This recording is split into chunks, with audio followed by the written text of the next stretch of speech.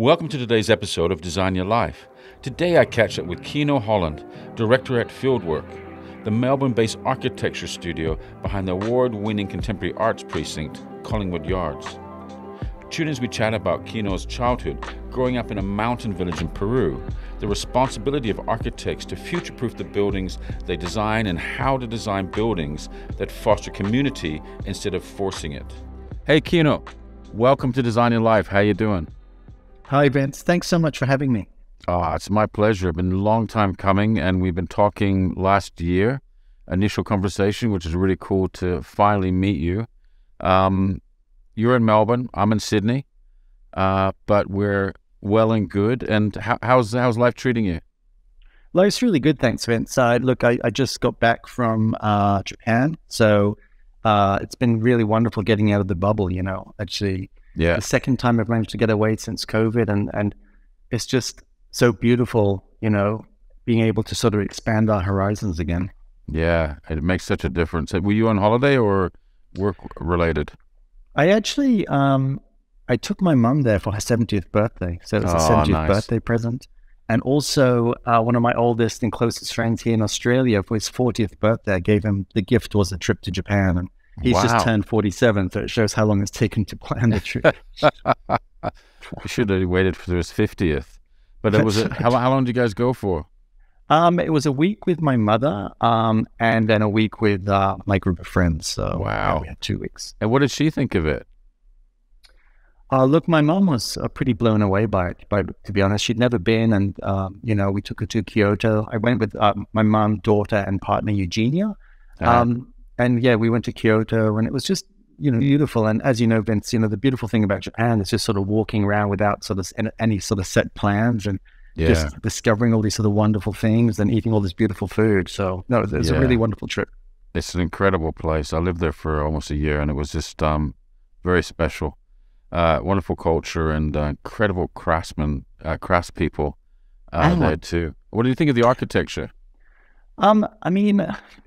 It's just mind-blowing, the quality, really, Vince. Even just looking at sort of pretty, sort of humble construction is done with such care and attention. And I think the thing I always bring away from my trips to Japan is the enormous amount of respect given to space over there. I think, everything is done, everything's sort of done smaller and so much more considered. And I've got to be honest, though, I don't understand the kind of economics of it sometimes, because you'll go into a cafe and it'll be, 8 square meters, and there'll be 3 seats, and somehow it's a thriving little business. I just don't really understand it. But so really come back and sort of think to myself, we've got to be better at using, and Melbourne and Sydney in particular, obviously, land prices are really high, and we've got to be really considerate about how we use space. But I think we can be even better about it. I think we can really think about it even more carefully, because every little nook and cranny in Tokyo and Kyoto and the sort of center anyway is used in a really sort of effective and considered way. Yeah, it's incredible how they live in such small places, but they make it. It doesn't feel compromised. It just feels still very special. Last year, you won an Australian Institute of Architects Award for urban design for your brilliant project, Collingwood Yards. That was amazing. It's an amazing project. How did it feel when you won that? Oh, thanks so much, Vince. Yeah, look, we were very proud. It's always really nice when you get recognition from your peers. So it was wonderful to receive that award. And look, as Fieldwork, we just turned 10, so we're quite a young practice. Collingwood Yards is, really one of our most important projects, a real love project for us, because we won that when we were just 2 years into our practice. So it's been a long time coming. It's been a long project for us, and it's been a really beautiful project to see kind of emerge out of COVID. And to get that award was really wonderful recognition as well. Melbourne's a long way away from where you grew up in Peru. How did it all happen? Or what was life like then in Peru, in the small town Oyatana? How do you say it? Oyatana? It's Ollantaytambo. Okay, cool. So Vince, I thought I'd get that wrong. Look, everyone gets it wrong, to be honest. Vince, you have to live there for a few years before you can pronounce it. Look, we moved there when I was 2 years old. My parents set up one of the first adventure travel companies in Peru. They were traveling all around South America and settled in Peru. And basically, I spent my childhood there. We moved here when I was 14, 15, we moved here to Australia. Uh-huh. And look, it's a really beautiful place to grow up. I mean, looking back on it now, I've got my own daughter, and I was sort of reflecting on my childhood a bit. That, over there we had a very sort of free childhood. It was like whole gangs of us sort of roaming the countryside without parents around. In retrospect, I feel very, very grateful for my upbringing there. Wow. And was it quite an adjustment to, from there to going to school in Melbourne? Oh, absolutely it was. I mean, we actually left under quite difficult circumstances. I mean, Peru in the late 80s and early 90s was sort of on the brink of civil war, really. It had an insurgency by a group of terrorists called the Shining Path, and they were making life incredibly difficult for everyone across the country. Car bombs going off, terrible protests, and we're complaining now in Australia about inflation rates. What is it now, 7-8%? We had several thousand% inflation rates in Peru. Oh my God. So look, I'm very grateful to my parents. They made the very sort of brave decision to move the whole family. There's 5 siblings, and we all moved here to Melbourne. And look, it was a real sort of shock and adjustment. But I'm so grateful that we did do it. I think we found Australia to be very welcoming, and we were incredibly fortunate to be able to move here. Yeah, I guess in that town that you grew up in is an incredibly small town, right? There's only a few thousand people. Yeah, there's about 4,000 people living there now. It's really a little village up in the mountains. It's on quite an important tourist route in Peru on the way to Machu Picchu, which I suppose Machu Picchu are the sort of iconic Inca ruins of Peru. So Ollantaytambo, where I grew up, was really the gateway to Machu Picchu. How do you think that influenced you kind of going forward in architecture? I mean, to be honest, like in Peru, with all the Inca and pre-Inca architecture, all the amazing ruins around, and also still lived in sort of ancient buildings, and all the sort of layers of kind of colonial architecture on top, the past is sort of very physically present, and to be honest, it originally got me very interested in archaeology. Wow. And I was planning to study archaeology, but then I think I realized that I wanted something that's more about problem solving in the present, something a bit more about optimism in the future. And what I like about architecture is kind of got one foot in the past, and it's always looking to the future as well, So that was a kind of natural fit for me. I'm kind of glad I didn't do archaeology, and that, I am where I am now. How'd you get into architecture? As in, how did I get into the course? Well, I mean, you wanted to do, how did you discover that's what you wanted to do? I mean, to be honest, I actually studied arts for a year, and I thought that would lead into archaeology. And then after doing a year of sort of history and philosophy of science and psychology and stuff like that, I sort of had a bit of an existential crisis. I was like, what am I sort of doing in my life? I'm probably smoking a few too many spliffs at uni and sort of thinking about it all too much. I actually took a year off, and I went back to Peru and worked there as a trekking guide for a while, and I lived in England for a while. And it was actually my mother who said, why don't you try architecture? And then suddenly it made sense. It just sort of crystallized everything for me. I'd always been very much into sort of construction and the sort of practical side, and I was always really into designing things as well. So, yeah, that's cool. It's interesting how it's often, my mother did the same for me. She said, hey, why don't you try art school or design, etc. And I listened to her. You got to listen to your mom. I'm really thankful that I did, to be honest. I mean, she saw something that I didn't see in myself. It was exactly the same with my mom. She saw it was amazing. She sort of identified that, and well, it's not surprising she identified that, but it was just surprising to me when she sort of told me that something made sense. I'm very grateful for that. So you're the co-director of Fieldwork in Melbourne. Who's the other director? Well, we've actually got 2 other directors, Vince. So we've got Ben, who's the founding director, and then we've got Hannah Jonathan. So Ben Keck was the founding director. Hannah Jonathan's joined us a few years ago now, and so she's the 3rd director here at Fieldwork. So 3 of us. And how did you guys meet and decide to create Fieldwork?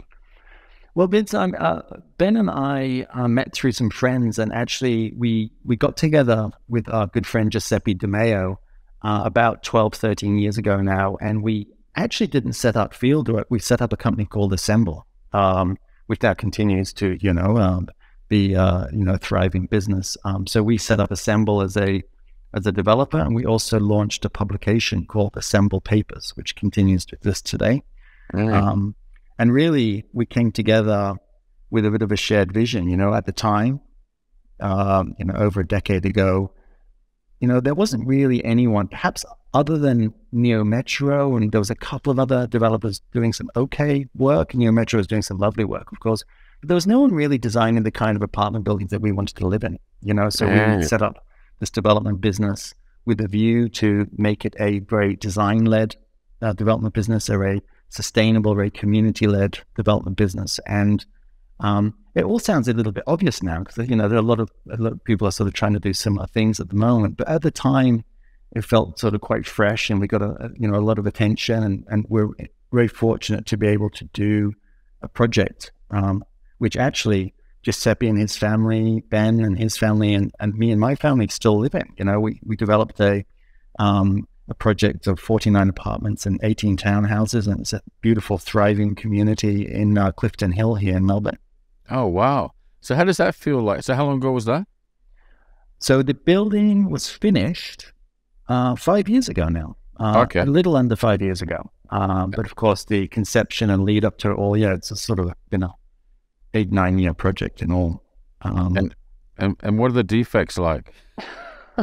Ongoing? To be honest, it's been really good, Vince. We, obviously an enormous amount of love went into a lot of attention, and we were really lucky. We got a fantastic builder, Minicon. Yeah. We partnered up with Icon Developments to do the development and Wolf projects as well. So it was really great team effort. And look, to be honest, Vince, it's been really humbling and really, I suppose, important for my own personal development as a designer to actually live in one of the projects.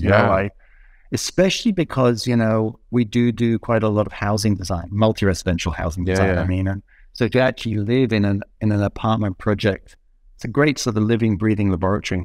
I've learned so much by doing it. And also, we're incredibly proud of it, because it's been a beautiful, very resilient community, especially through challenges like COVID. It's a very neighborly, lovely place to be. And did you know from the outset that you were going to buy into it or be living in it? I think so, Vince. Yeah. I just wonder if you kind of treated it any differently or better because you knew that. Maybe. I mean, look, because it was our first project as Assemble, we were already pouring so much love into it. We really wanted to prove ourselves and show what we could do. So we were putting a lot of love into it. But yeah, sometimes it was challenging actually wearing a double hat, or triple hat really. One was architect, developer, and then potential purchaser and resident, So it got a bit complicated sometimes. But has it panned out to be what you and planned for it to be? Yeah, absolutely it has. And I think, because we started Assemble Papers, which was very much about sharing ideas that, we were passionate about and advocating for a better city. And the tagline of Assemble Papers was the culture of living closer together. So it's very much about everything that makes, cities great. The community coalesced around the publication, and we were actually... we sold a lot of the project through the database that we built through the publication. So the people that sort of bought into it were coming with a kind of similar sort of philosophy. They were all very interested in, being part of a community. And what was lovely about it is that we actually got a real mix. So it wasn't just sort of young, designy types. We had quite a lot of oldies, singles, couples, families, people with pets. So it's a really diverse community. And the thing that's been lovely to observe actually is that I think the building isn't what makes the good community. It's obviously the people. That's a silly cliche thing to say, but you actually really need like a mix of ages, I think, in a building to make it a successful community. You can't. I mean, certainly the building can help foster community through the way it's designed. Like we've got a lot of communal spaces at Roseneath Street. I've got like multi-purpose communal room and a communal workshop, and a big emphasis on sort of shared circulation spaces and shared gardens.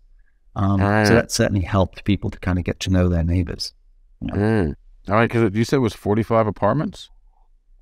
Correct, and 18 townhouses. Yeah, so it's not enormous, but it's still sizable in terms of there's multiple people within each apartment. It's like, I guess, exactly right. a few hundred it's a people. reasonable scale. Sort of. We haven't ever counted exactly how many people are there, actually. We probably should do that. It has been changing a little bit. But yeah, I definitely would say that one of the great successes has been the older people there, because they sort of, perhaps, because they're retired, they've maybe got a little bit more time on their hands. They've been able to, they've formed wonderful clubs like the gardening club. There's a club that get together and actually buy eggs, sort of bulk buy eggs, and just little things like that. And the sort of sense of neighborliness, especially during COVID, it's really wonderful. One of the developers you work with is Michael McCormack, who I've had on my podcast from Milieu. He's a B Corp. Obviously, you guys are very like-minded in your approach. Talk about the projects you've done with him. Yeah, so funnily enough, you mentioned B Corp. We're actually just in the process of becoming B Corp at the moment, so we should be able to announce that pretty soon, which is exciting. Cool. But look, we love Mike and Shannon and the rest of the Milieu team. I mean,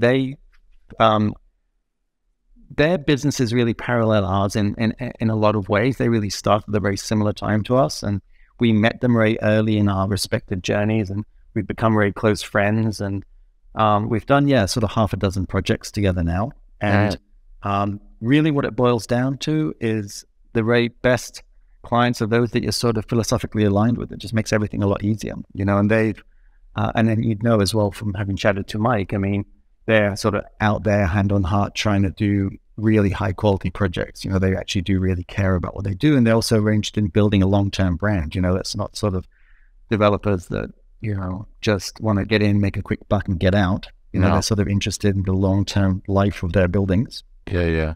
And that aligns very nicely with architects. Architects want the buildings to have a beautiful long life, and they want them to age well, and they want to do things that they're proud of. And so that's why that alignment's been wonderful with Milieu. Do you do that as assemble or do that as field work? Or is it both? Yeah, look, I should clarify. So after Giuseppe, Ben, and I finished the first project, we did a strategic review. We weren't sure where to go from there. Ben and I were running Fieldwork as a separate architecture business. Giuseppe Di Maio was running his practice, his design practice called Local Peoples. They did this design strategy and placemaking, a bunch of wonderful things as well. And so the result of that strategic review was that we actually sold Assemble to one of our clients, Chris Staff from Make Ventures. He'd come up with this really innovative model, which was the build to rent to then sell, which is where you get a 5-year rental period with the option to buy your apartment at the end at a pre-agreed price. Okay, cool. And then subsequently, Ben and I joined that business as Ben joined as strategy director. I joined as design director, and we worked with Chris and his team to, I suppose, launch the new chapter of Assemble. We worked with them for about 4 or 5 years, and we got that new concept, the what's now called Assemble Futures, sort of market ready.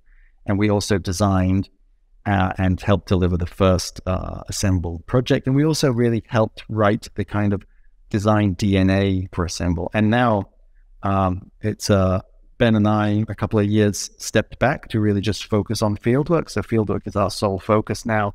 And Assemble is, doing some amazing things. They've got a really significant pipeline of projects. And we've been proud in, sort of setting that on its course. But to circle back to your initial question about, how we sort of work with clients like Milieu, it's strictly through Fieldwork. So, we're an architecture practice, and we offer our sort of architectural sort of services. I guess with experience in doing your own developments prior. That's exactly right, Vince. I should probably actually note that one thing that does differentiate us a bit from other architecture practices is that of the 3 directors, Hannah and I are architects, but Ben's actually not an architect. He comes from a background in finance, law, and property. He's got a fantastic strategic mind. And so we actually do help clients sometimes with kind of strategic thinking beyond the sort of parameters of just plain architecture. And we also, because we've done development, we kind of get the financial mechanics of development. So, that's been very good at sort of sharpening our focus on, how to design. Well, talk to me about your approach to design, your philosophy, approach to design architecture. The big, I suppose, the big issue that we're grappling with right now, which is the big issue in the world right now, which is really the climate emergency, you know?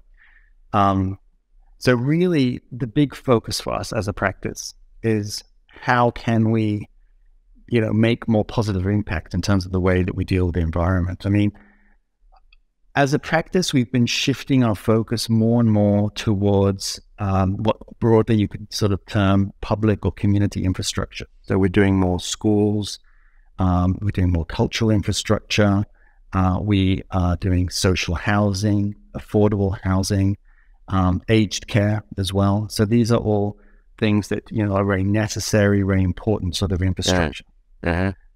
So we feel very good about that. And over the last years, we've been always working on how we can, while delivering this positive infrastructure, how we can, I suppose, reduce the harm we're doing to the environment. But the truth about it is that reduced harm is still harm. You know, where we're trying to get to, and where the big focus in the practice is like actually how can we deliver this important infrastructure? You know, how can we build our cities, keep them resilient, and build all the necessary housing and stuff, but not be damaging our environment? So, you know, within Fieldwork, we have a team called Field Studies. So it's a subset, and, you know, and it's really our arm that does research. And, you know, a big part of what we're researching and looking into is decarbonization of construction, and sort of, you know, how we can really reduce our environmental impact. And a big part of it actually is that we're building a kind of toolkit in-house to assist our clients to improve the environmental credentials of their buildings. So we've trained up, you know, we've got now a couple of team members who are Passive House certified. We've got 3 team members who are Green Star accredited professionals.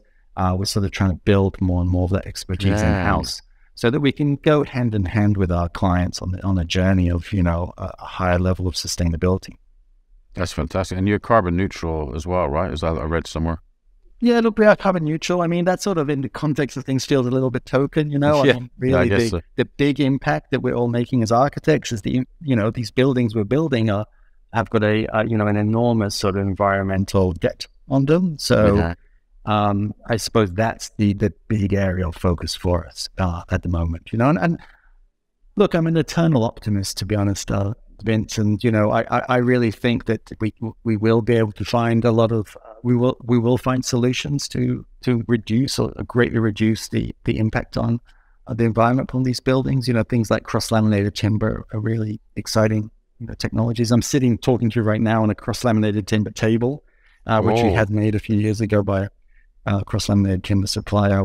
That's an exciting area for us. Yeah. And the project, the Collingwood Yards precinct, did that come in with that kind of sustainable focus? Is that why you got that project in the first place? Look, we were approached by Marcus Westbury, who is of Renew Newcastle fame.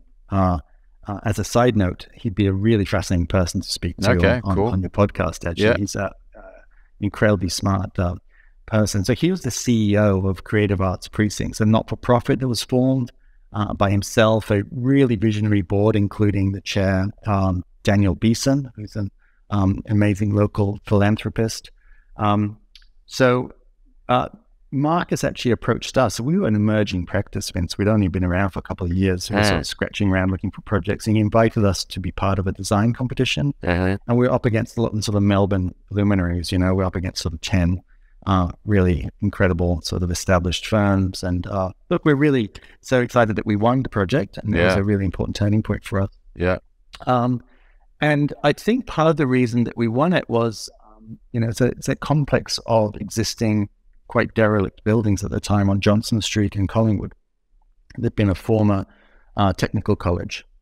And the strategy that we came to them with was to really do the minimum to the existing buildings and to put all the necessary new infrastructure, like lifts and stairs, to really bring them up to code on the outside of the buildings and make those sort of objects of beauty and sort of sculptural, sort of interesting objects in themselves.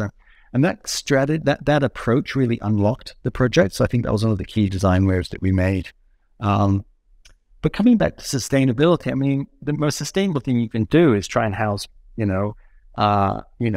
great residences or workplaces or education places within buildings we already have. Adaptive reuse is a huge area of focus for us and a real area of interest. So we are looking at new adaptive reuse projects at the moment. Yeah, well, it's an imperative that we do, isn't it, across every industry, across society. Absolutely. How do you design a community? Look, I guess, one thing is I feel like this word community gets thrown around a lot by architects. We feel like we can design community. I don't think one can design community. Because community is a very, very complex, and I've realized this the longer I've lived, say, at Roseneath Street, or kind of longer I've sort of observed it. It's a very complex, thing. What you can do, though, so you can't really design it, but what you can do is design buildings that can help foster it, So a big focus in our projects is the communal, spaces that are shared. So rather than just focusing on apartments, it's what's the connective tissue? How can we make the circulation spaces be more neighboring type spaces? How can we, work with our clients to, find in the budget space for communal amenities like, communal rooms, washing lines, dog washer areas, communal workshops, those sort of things. So, and also on our sort of office projects or educational projects, we're also quite interested in how the community within the building interact with the broader community, how the building can facilitate that. So rather than sort of being very closed, how do you sort of blur those lines a bit, It could be as simple as putting some little inbuilt bench seats out the front in a little pocket park that, the community is invited into, and that could be a place for mixing.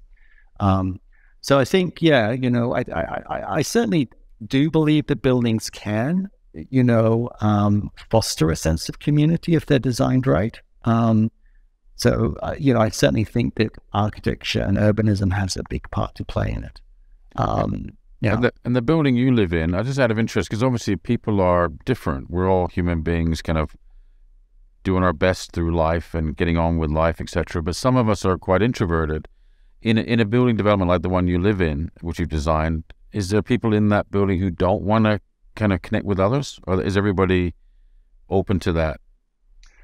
Look, it's a huge mix, and to be honest, sometimes I don't feel like mixing with other people. You know what I mean? Yeah, might be a Saturday morning, and I've been out the night before, whatever. Like we design all our buildings with a really big focus on community, but also making sure that people can have total privacy. That it's not this kind of cult-like thing where everyone's got to participate all the time. No, it's there's got to be total privacy. But what we like to do, like for example, in our latest Assemble project that's been delivered in Kensington. We've got, this open walkway, over 7 stories, and all the apartments have got window space in them, which are just clear glass. Mm-hmm. But as part of the base build of the spec of the building, we've actually got curtains. I mean, it sounds very simple, but people can just draw the curtain and, have total privacy from the communal spaces. It's what we don't want to do, though, is put overemphasis on privacy and put fixed solutions in that mean you end up with isolation, we don't want to force people to be part of a community, but it's nice that, when you sort of arrive at the building that, you might sort of make eye contact with your neighbors. You walk past their front door and, say good day and a little nod to them. It's not about becoming best friends with everyone. It's about that idea of neighborliness. And also, I don't know, I feel it makes the community sort of safer and people look out for each other. And, so I think more than sort of community, we're trying to foster probably neighborliness actually in our building. Yeah. Good neighborliness. Yeah. You talked about build to rent before. Do you think that's the future of our inner city living issues? I mean, there is a real issue right now, certainly in Australia, around house shortages and cost of living. Yeah, look, in a way, I think it's part of the solution. I really hope it's not the solution. I think that, build to rent has sort of appeared because there's been a bit of a gap in the market in Australia for a while. And, there's a lot of people who sort of aren't in the position to buy anymore. So there's a bigger and bigger pool of renters, and that's really made sort of build to rent appealing. I think it's good that the market here is diversifying. It used to be 15 years ago, it was just really basic off the plan, pretty crappy sort of stuff. Then there was some more sophisticated off the plan stuff that, us included, people like Milieu doing beautiful projects. And now there's a real mix of build to rent coming in. So I think it's good that things are diversifying. Yeah. You're a prolific guy. I guess you don't switch off. I mean, how do you function? All these different projects happening all the time. Look, I definitely do switch off. I mean, I think that's something I've learned over the years. I definitely enjoy the kind of energy and kind of buzz of having a lot on. And, I'm also very lucky, to be honest, Vince. I've got, wonderful co-directors and an incredible team here. So, we are able to produce a lot of projects because there's, it's not just me. It's architecture is a real team sport. Yeah, sure.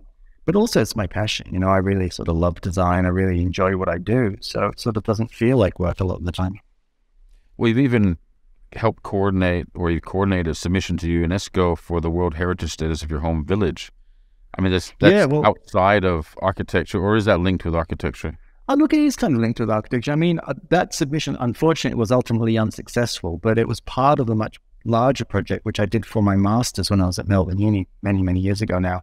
I sort of spent about 4 years working on, I hate the word master plan. It feels kind of a bit colonial, coming and sort of imposing these ideas. But what it was is kind of quite a grassroots project where we did actually a lot of, I suppose, co-design and workshopping with the local community. And it was very much that, my hometown, my home village was undergoing rapid change because of tourism, essentially, and I just wanted everyone to just pause a second and just assess where are we at and where do we want to head as a village, and I think that, of all the projects that we came up with in that whole process, only some of them have been done. But the most important thing it did was it made everyone stop and pause a second and go, okay, well, where do we want to head, with the villages? Because it was the rampant redevelopment where there was, a lot being lost, and it's a nuanced question, to be honest, Vince. You don't want to be sort of coming in and saying, isn't it great you sort of live in this,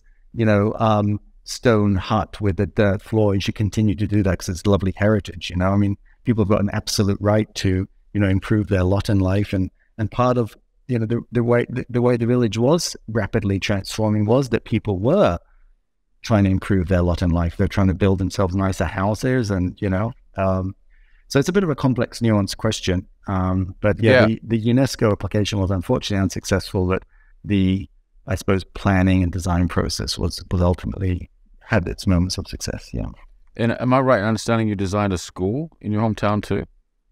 Yeah. So two of my childhood friends, Joaquin and Ima, have set up a beautiful school called Cusca, which through a sort of scholarship program also provides education to a lot of the local children, a very high quality education.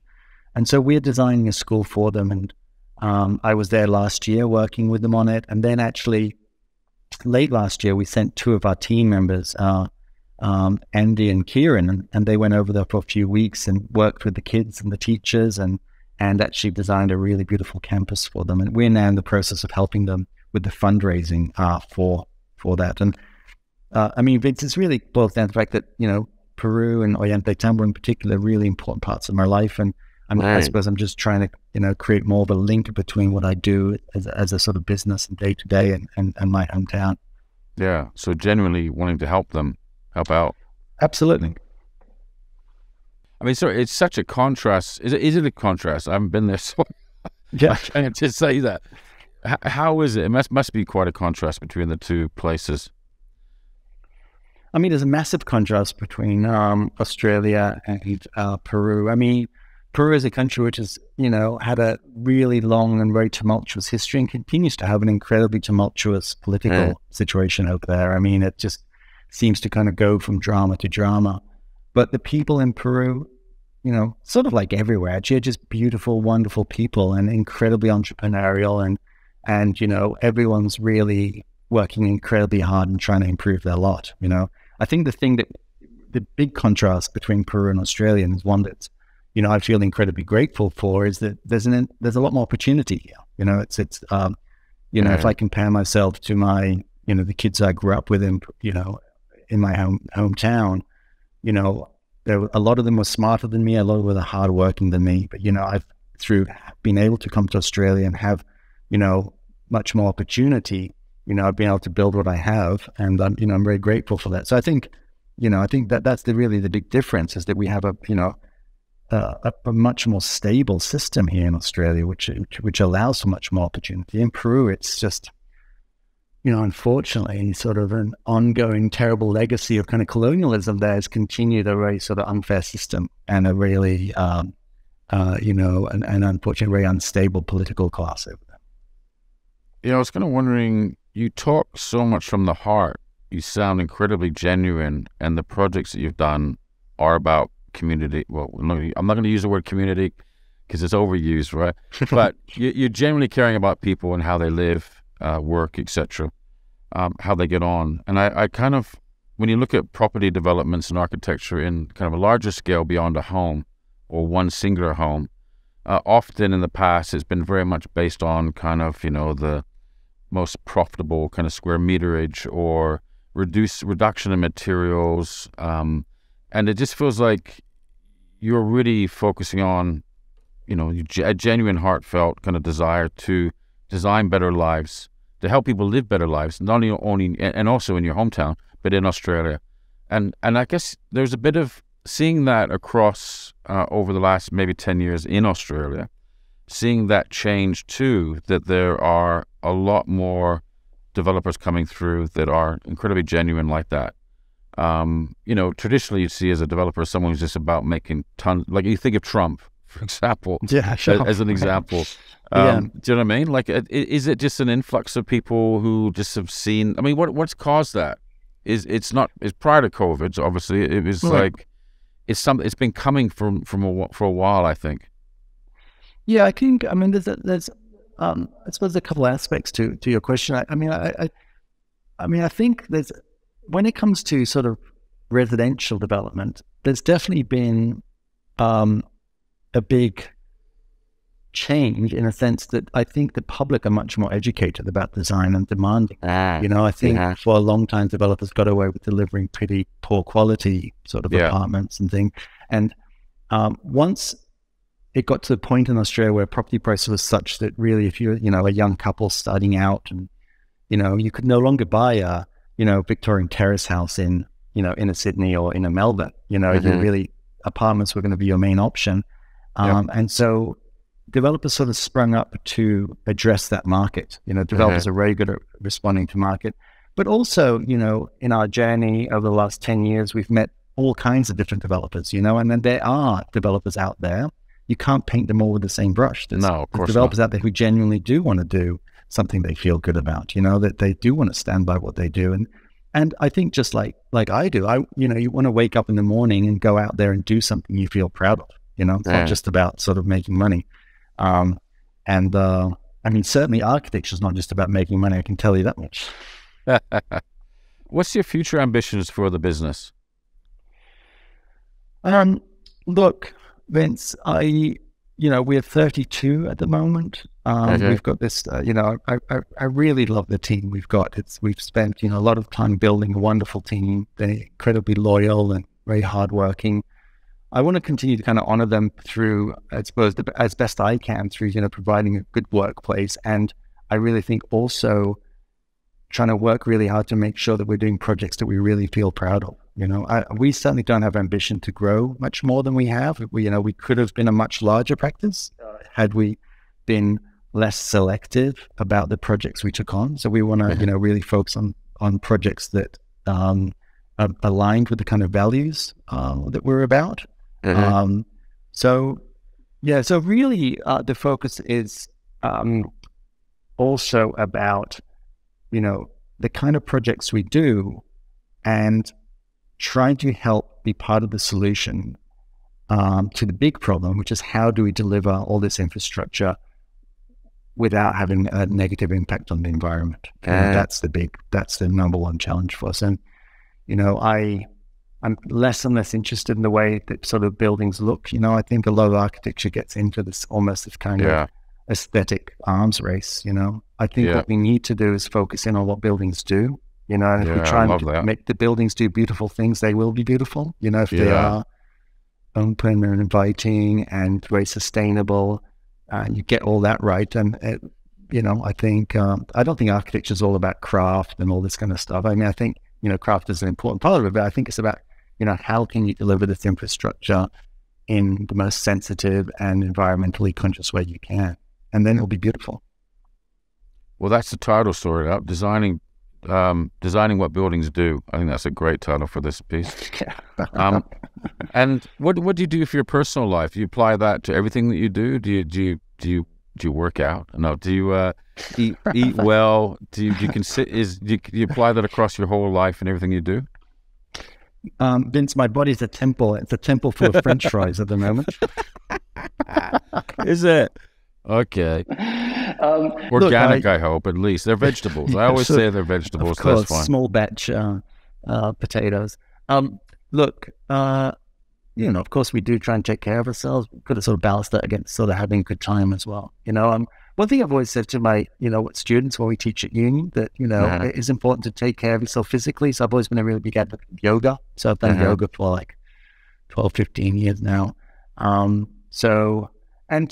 think the big thing that I do in my free time is with my daughter and partner is we're very outdoors people, and we've been very fortunate in the position to recently we bought a 95-acre bush block in the Otways, and that's going to be a really big focus for us over the next however many years. It's a real sort of rewilding project. We're hoping to sort of really increase the habitat value of it. It's got little pockets of remnant forest and lots of beautiful koalas and wonderful wildlife there. So that's going to be a big focus for us, is that kind of the rewilding project.